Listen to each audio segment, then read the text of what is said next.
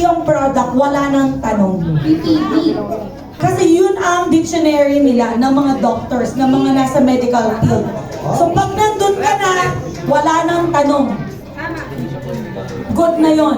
Hi! Hello. And not to mention, nasa Reader's Digest tayo. Now, hi!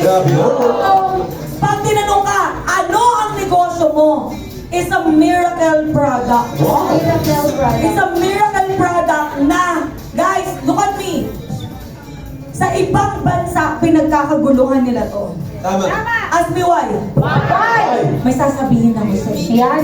Grabe yan. Alam nyo ba sa international, Justin, Frances, mas sobrang baliw.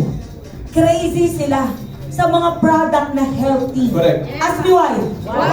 Naintindihan nila, kahit marami silang pera kakatrabaho, kahit marami silang pera sa bangko, pagbagsak ang health nila, kayang ubusin ang pera nila. Tama.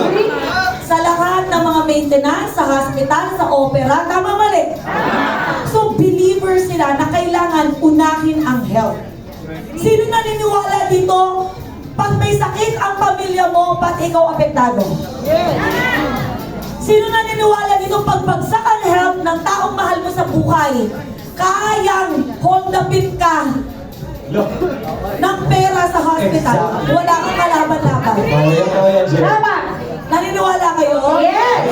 Check up pa lang, lab test pa lang, tama? Agree. So many people, excuse me, sa Pilipinas, medyo tayo pa yung, hindi ko yung priority. Mas priority ko yung Red Horse.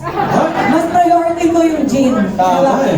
Pero sa ibang bansa, mas priority nila yung health. Lalo na nung nagka-COVID. Yes.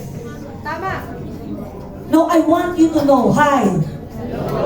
What if I'll tell you that because of this product, imagine mo kung food ang pinasok mo, kung siomay ang pinasok mo, na sa Pilipinas natin kayang padala, what if I tell you that because of this product, it can go nations, countries, and countries, and darating ang time, ibang lahi na yung nagpe-present nito. Agree.